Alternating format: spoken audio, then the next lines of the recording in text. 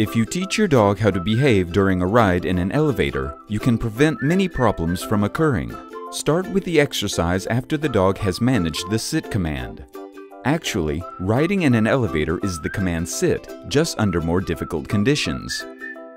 For the first exercise, choose a suitable elevator and a time when it is not so busy. It is good to have an assistant for this exercise. Take treats into your hand and clip the dog on a leash.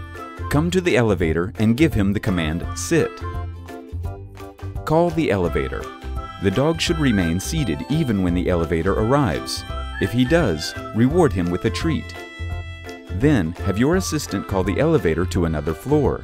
If the dog remains seated even when the elevator leaves, give him a treat again. Then make the conditions more difficult. With your dog, come to the elevator, give him the command sit, and call the elevator. When it arrives, open the door slowly. The dog must remain seated.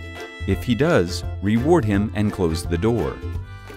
If the dog moves during opening the door or if he stands up, close the door, do not allow him to get in, and do not give him any treat.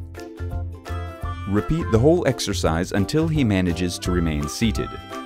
Then make the exercise more difficult again. With your dog, come to the elevator, give him the command sit, call the elevator, and open the door. Let him stay seated by the open door for a while. Praise him and give him a treat.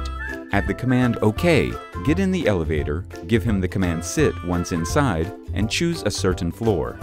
Because sitting during the ride is new for your dog, praise him and give him a treat. When the elevator reaches the chosen floor, leave the dog seated and open the door.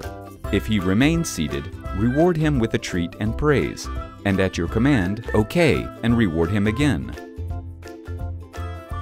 If the dog tries to stand up and go away during the ride, after the elevator stops, or after opening the door, lead him with the help of a treat into the position sit and reward him. Then leave him seated for a while, and after that, give him the command OK, exit the elevator, and praise him intensively. When the dog manages this basic exercise, it is time to make it even more difficult. Agree with your assistant that he will arrive by the elevator and get off it.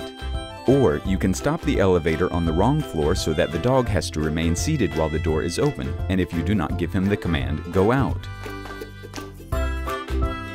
Choose an elevator which is not being used by other people at a given time and ask for the help of an assistant who will call the elevator. Start with the training after your dog has managed the sit. A ride in an elevator is the command sit, just under more difficult conditions. If the dog stands up, do not punish him, but lead him with the help of a treat into the position sit and reward him if he obeys.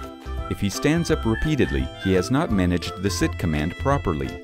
You should return to this command and train with it again.